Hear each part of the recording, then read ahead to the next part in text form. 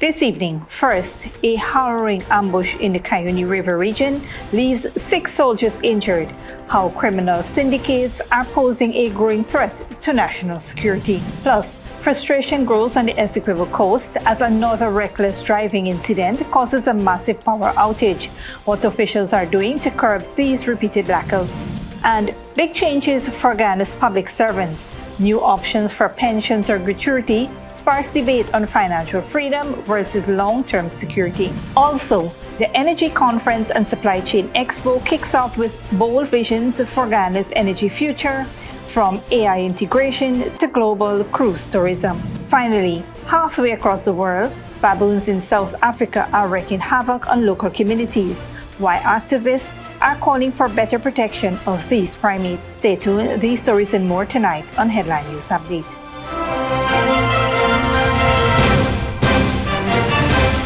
Welcome to this broadcast of Channel 2's Headline News Update for February 18th, 2025. I'm Bibi Bacchus. Thank you for joining us. First up, a team of Ghana Defense Force soldiers came under heavy gunfire on Monday, February 17th, en route to a military outpost in the Cuyuni River region, prompting a violent confrontation with suspected armed individuals linked to criminal syndicates. The attackers, who are believed to be associated with Venezuelan syndicato in 2 wooden vessels carrying masked men, ambushed the Ghana Defense Force vessel during its supply run from Ettering Bank main base to the Macapa observation posts. The ambush left 6 soldiers injured with gunshot wounds to various parts of their bodies. Despite their injuries, all the soldiers were reported to be conscious and stable, and immediate medical assistance was provided by a GDF medic. Reports said that at least 1 member of the Venezuelan syndicato gang was killed this morning and 2 others were badly wounded. Details of the killing remain sketchy. However, the men have been identified as being part of the gang that ambushed the GDF's soldiers on Monday. Earlier today, the Ghana Defense Force issued a statement confirming that the injured ranks were medically evacuated to Georgetown for urgent follow-up care to ensure they receive the best possible treatment. President Dr. Mohamed Irfan Ali has personally reached out to the affected soldiers, commending their bravery and commitment to the nation. The president also assured the public that GDF remains steadfast in its commitment to the welfare of its ranks and will continue working to ensure the nation's security. The Ghana Police Force and the Ghana Defense Force are investigating the incident, focusing on the potential involvement of criminal syndicates operating in the region. In other news, another widespread power outage has hit the Essequibo Coast after a speeding police vehicle crashed into an electrical post. Malcolm Carter has more on the situation and public reactions. Another major power outage struck the Essequibo Coast today after a speeding police vehicle crashed into an electric pole in a fence, further highlighting a growing issue of reckless driving across the country. According to reports, the police vehicle was responding to an emergency when the driver swerved to avoid a turning car, lost control and collided with an electric post and fence of a private property. The crash caused a widespread power disruption, leaving businesses and households without electricity for hours. A video of the aftermath quickly went viral on social media, sparking public frustration over the increasing number of vehicle-related blackouts. The condition of the police officer involved remains unclear, with no official update on their status. The Guyana Power and Light confirmed in a statement that teams were on site working to restore power while investigations into the crash continue. However, officials expressed concern over the frequency of these incidents, as reckless and speeding drivers have repeatedly crashed into several infrastructures around the country. This prompted the Attorney General and Minister of Legal Affairs Anil Nandlal to enforce laws to compel drivers to repair damaged infrastructure. Repeated accidents put a strain on repair crews and resources. With the increasing frequency of these incidents, stricter traffic enforcement and improved road safety measures are becoming urgent priorities to protect critical enforcement and ensure reliable electricity for citizens. Reporting for Headline News Update, Malcolm Carter. Public servants in Guyana now have the option to choose between receiving a pension or a gratuity upon retirement. Dr. Ashley Singh, the Senior Minister in the Office of the President with responsibility for finance and public service, said this would give public servants control over their financial decisions.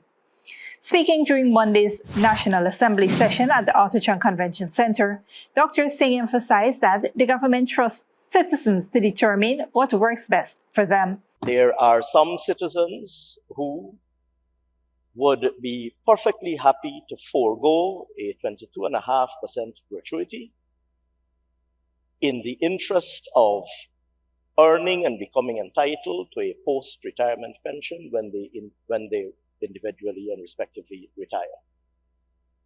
There are other citizens who might consciously and deliberately prefer to forego a post-retirement pension upon their eventual retirement and instead receive today a 22.5% gratuity on top of their monthly emoluments.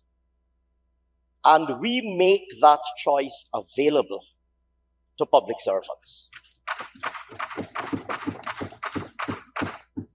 If you wish to go on the pensionable establishment, you're entitled to do so once obviously you meet the requirements of the job, etc. And we don't prevent anybody from going onto the pensionable service, I should say. If, on the other hand, you wish to receive a pension as a conscious, thinking, rational individual, if, on the other hand, you wish instead to receive a gratuity and not a pension, post-retirement pension, then we allow you to exercise that choice.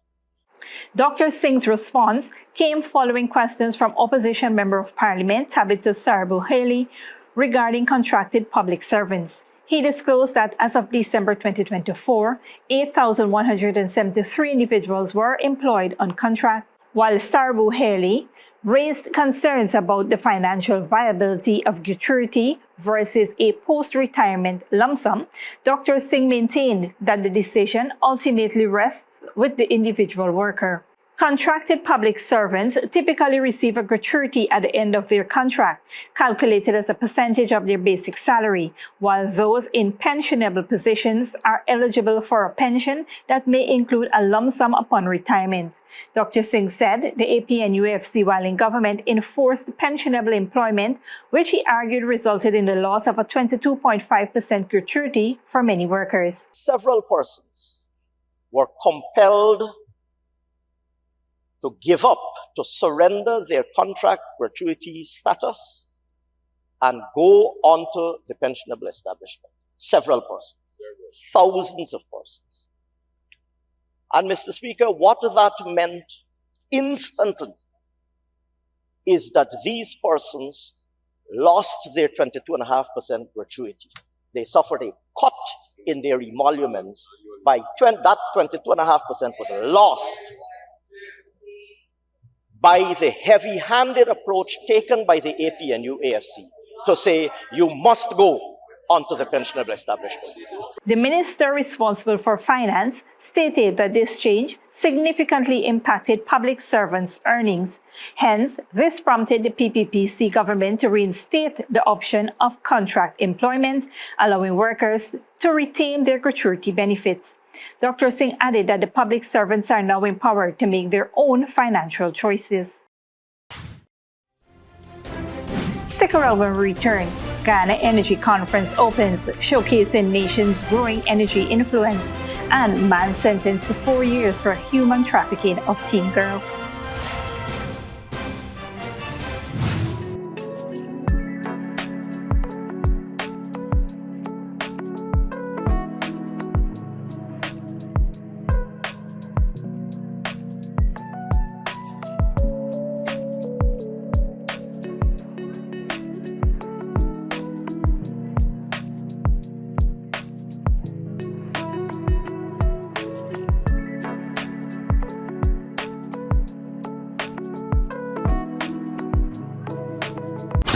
It's Digicell's 18th anniversary and we're going big with our blowout sale. Get up to 40% off Samsung smartphones. Yes, you heard that right. 40% off Samsung smartphones. Grab the Samsung A05 for just $17,000. The A15 for only $27,000. And the A25 at a jaw-dropping $35,000. But wait, there's more. With every purchase, enjoy a 30-day free data plan to stay connected. Hurry to a Digicel store near you. Offer good while stocks last. Digicel, the network for everyone, everywhere. Sneakily with a gift of sight from Modern Optical Services. Let our professional team examine and prescribe what's best for your eyes. Current smiles make fashionable faces. See us for a full line of optical services, including brand name and prescription eyewear.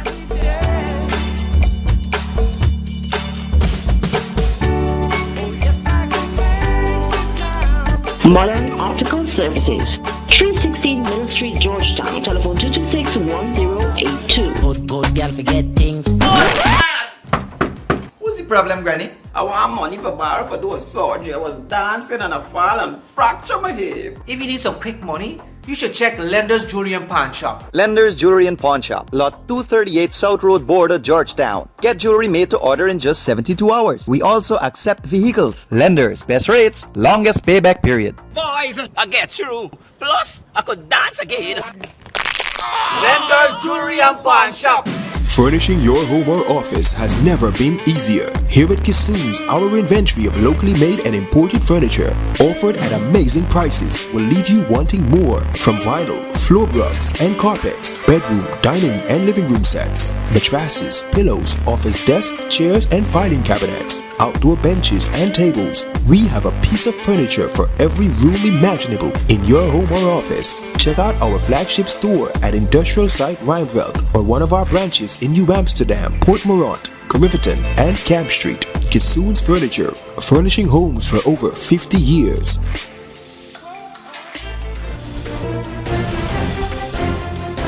Welcome back. A landmark ruling in the fight against human trafficking has seen Asif Mohammed Ibrahim sentenced to 4 years in prison following his conviction for the trafficking of a 15-year-old girl when he appeared at the Vredenhoek Magistrates Court on Monday, February 17th. Ibrahim was sentenced to 4 years in prison for human trafficking and 1 month for assault, both sentences running concurrently. Magistrate Rabindranath Singh handed down the ruling. The case involved a 15-year-old girl who was trafficked from Region 9 to Ibrahim's residence in Vredenhoek, where she was held until authorities intervened.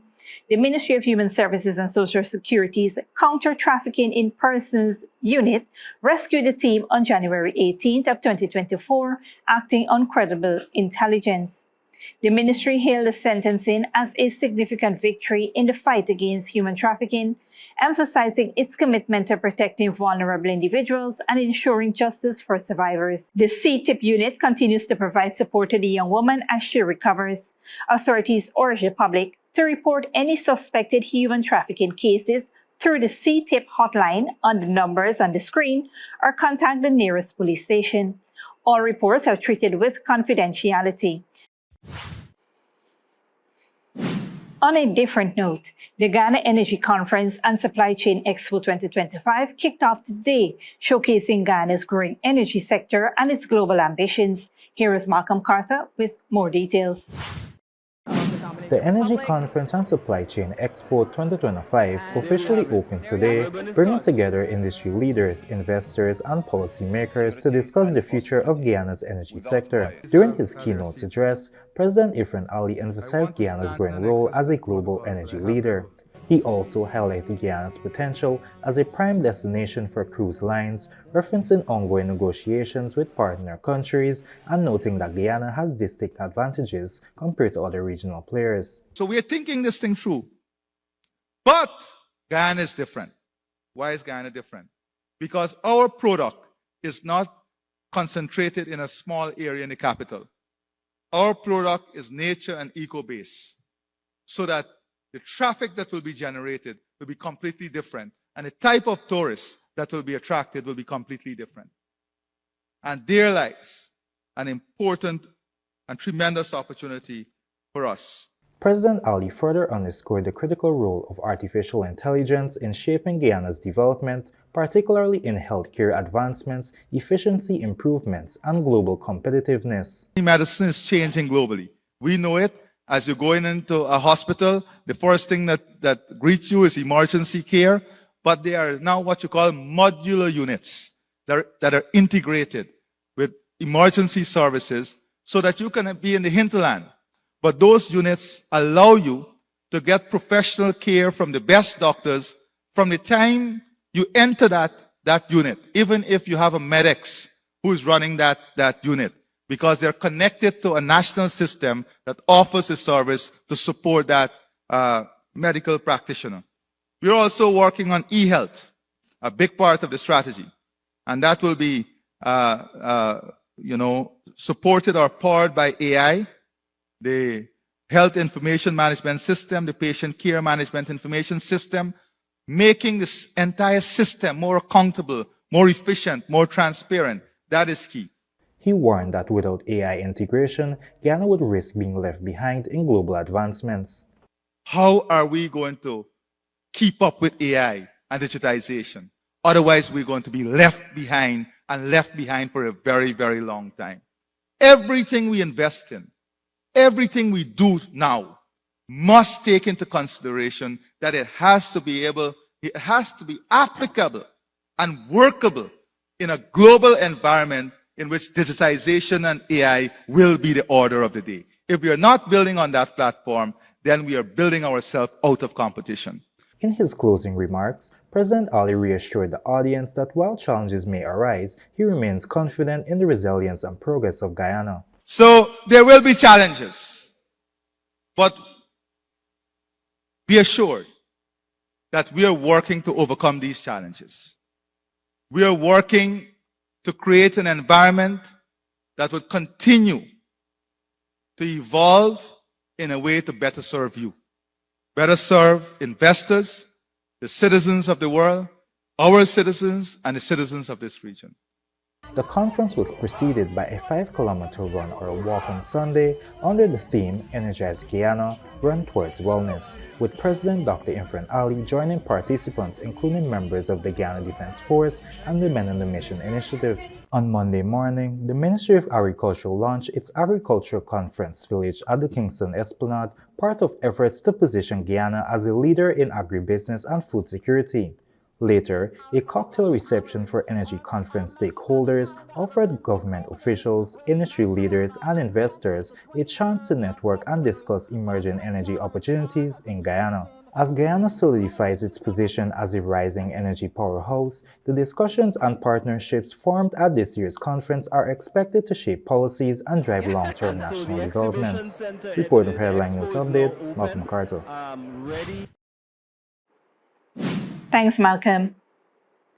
On Monday, the National Assembly passed an amendment motion supporting the government's plan to upgrade Le Repentier Cemetery, aiming to elevate it to a national memorial. Initially proposed by an opposition member of parliament, the motion called for the government to restore the historic cemetery, which has suffered neglect over the years. However, Minister of Public Works Bishop Juan Edgehill stated that plans to upgrade the cemeteries, including Le Repentier, were already underway as part of the government's urban rehabilitation initiative. And just like we have transformed other areas, you will see the Le Repentier Cemetery being transformed into what is a place that everybody could appreciate that we're doing something that is making sense.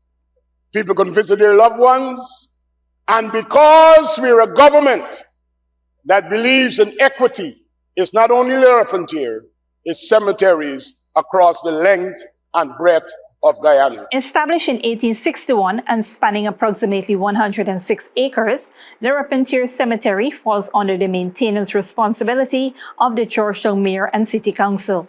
Minister Edgehill questioned the whereabouts of burial fees collected by the City Hall and highlighted that the opposition party owes the Mayor and City Council some $6.4 billion in unpaid rates and taxes, funds that could be used for cemetery maintenance.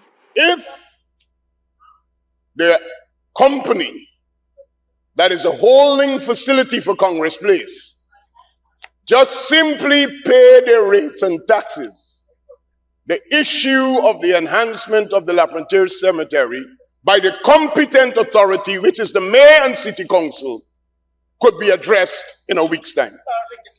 As part of the rehabilitation plan for the cemetery, small contractors from nearby communities will be employed to construct concrete roads, including 6 main access roads, 13 cross streets, and 4 footpaths. The government is also considering allowing families to concrete the areas surrounding tombs to minimize overgrown vegetation. Following remarks from the opposition, Minister of Local Government Sonia Parag, while reiterating that it is the responsibility of the mayor and city council to take care of the cemetery, refuted opposition claims that the PPPC government owed the mayor and city council some $13 billion, stating that the administration had settled all outstanding amounts. The La Frontiere Cemetery is by law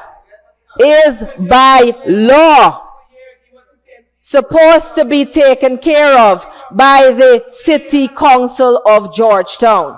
By law.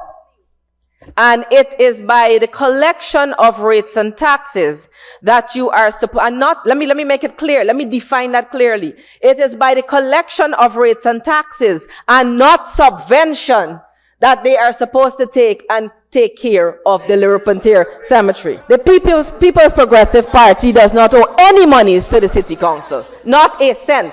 And as a matter of fact, they have paid by the year.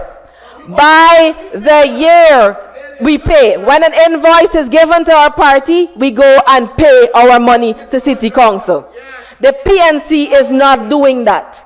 The motion was further supported by Minister of Home Affairs Robertson Ben and Minister of Culture, Youth and Sports Charles Ramsden Jr. With nearly $20 billion already invested in Georgetown's development, the government is working to continue to improve infrastructure and restore key sites like La Frontiere Cemetery.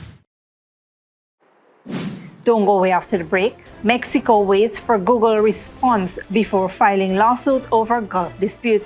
And baboons create havoc in South Africa's suburbs.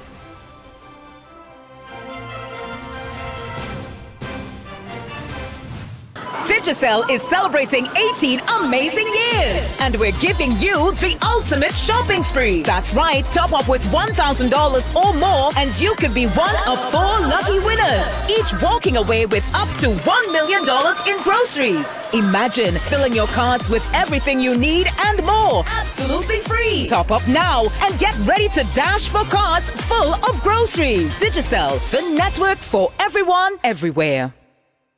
Furnishing your home or office has never been easier. Here at Kissoon's, our inventory of locally made and imported furniture, offered at amazing prices, will leave you wanting more. From vinyl, floor rugs and carpets, bedroom, dining and living room sets, mattresses, pillows, office desk, chairs and filing cabinets, outdoor benches and tables. We have a piece of furniture for every room imaginable in your home or office. Check out our flagship store at Industrial Site Rijnveld or one of our branches in New Amsterdam, Port Morant, Riverton and Camp Street. Kissoon's Furniture, furnishing homes for over 50 years.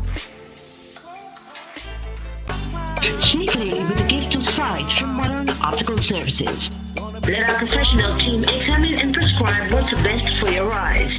Current smiles make fashionable faces. See us for a full line of optical services, including brand name and prescription eyewear.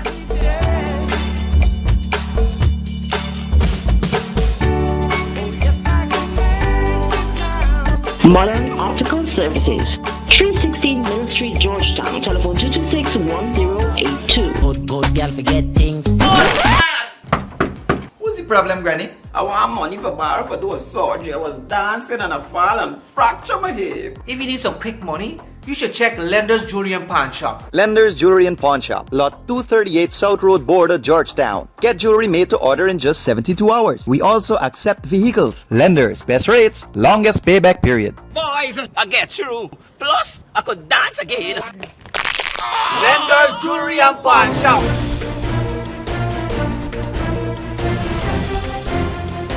Welcome back. Now we take a look at what's happening in the region and around the world. Good evening, I'm Malcolm Carter. Welcome to our regional and international news segment, which keeps you informed and up to date with trending news stories worldwide. In South America, over 30 people were killed and 14 injured, including children, in a tragic bus crash on a mountain road in Bolivia's Yucala district. The bus plunged nearly 800 meters into a ravine while traveling between Potosi and Oruro. Official suspect speeding caused the driver to lose control. Several victims remain in critical condition. Bolivia's dangerous roads see frequent fatal accidents, with an average of 1,400 road deaths annually. Meanwhile, Mexican President Claudia Sheinbaum announced her government is awaiting a second response from Google before pursuing legal action over the tech giant's use of Gulf of America on Google Maps when accessed in the US. Mexico argues the renaming violates its sovereignty as it controls 49% of the Gulf. Google cites impartial mapping policies, but Sheinbaum insists that the name Gulf of Mexico, which has been recognized since 1607, must remain unchanged.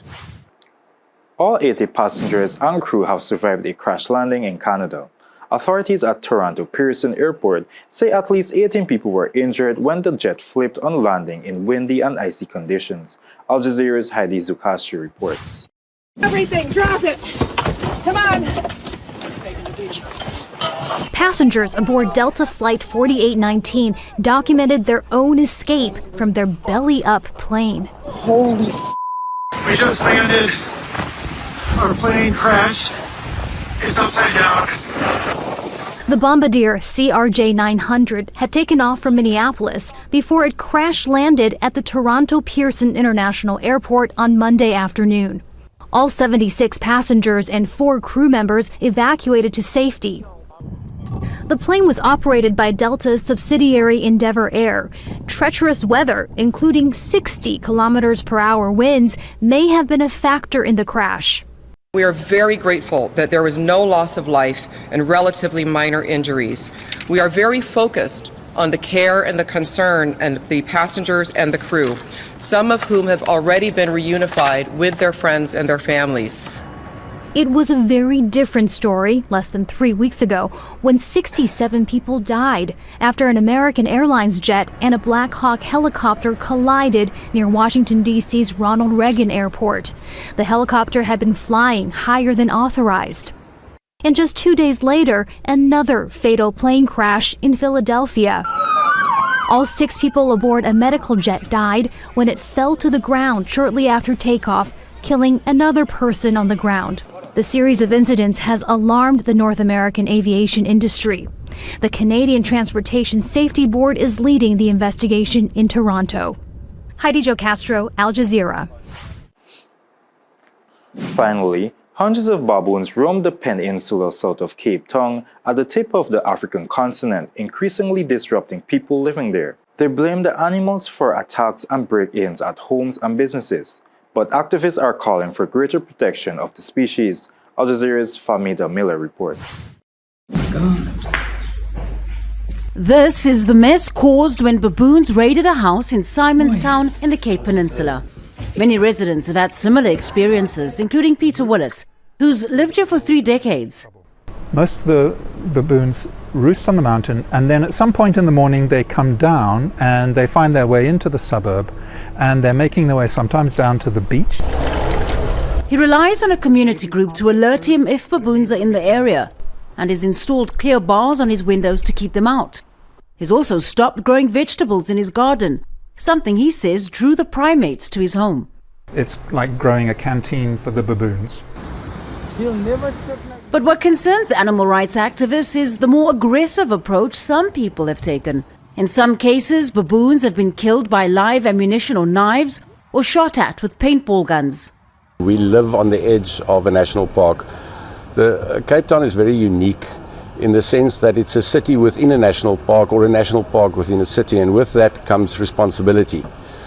You need to adapt to nature. Nature must not adapt to you. Baboons that's been roaming this area for thousands of years, all of a sudden are being persecuted. Engelbrecht says the problem is a lack of management by South African authorities.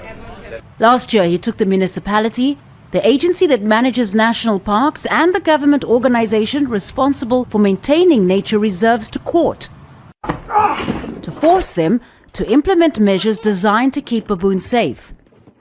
Critics say authorities have been slow to roll out a management plan that should include more wardens and rangers to keep wild animals away from residential areas. They are ripping up tiles and climbing in through the roof space, and that's expensive to fix.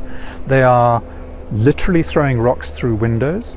They are chewing away at the wooden beading around a window and then pushing the window in. Activists and conservationists say there are environmentally friendly measures like installing more fencing and locks on municipal bins. At least 11 troops of baboons live in this area, and each is made up of several primates. The issues led to intense and often aggressive debate between people who are fed up with the baboons and those who say they should be protected. While there's significant anger between the two groups, it appears they do agree on one thing: the need for authorities to better manage the situation to keep both people and baboons safe. Famida Miller, Al Jazeera, Simonstown, South Africa. That wraps up our regional and international news segment for tonight. Thank you for joining us as we bring you the latest updates from around the globe. I'm Malcolm Carter. Good night. See you next time. Back to you, baby. Thanks, Malcolm. Up next is the 3D weather forecast.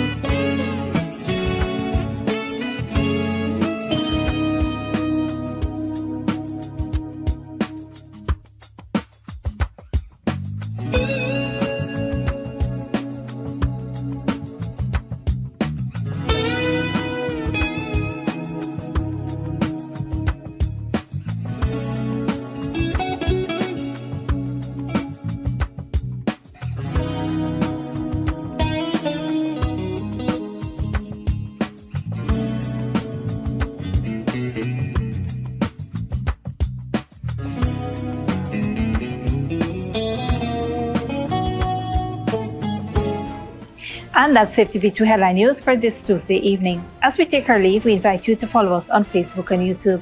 You can tune in tomorrow at 6:30 p.m. for a rebroadcast and at 7 p.m. for more news. Until then, please take care of yourself and each other.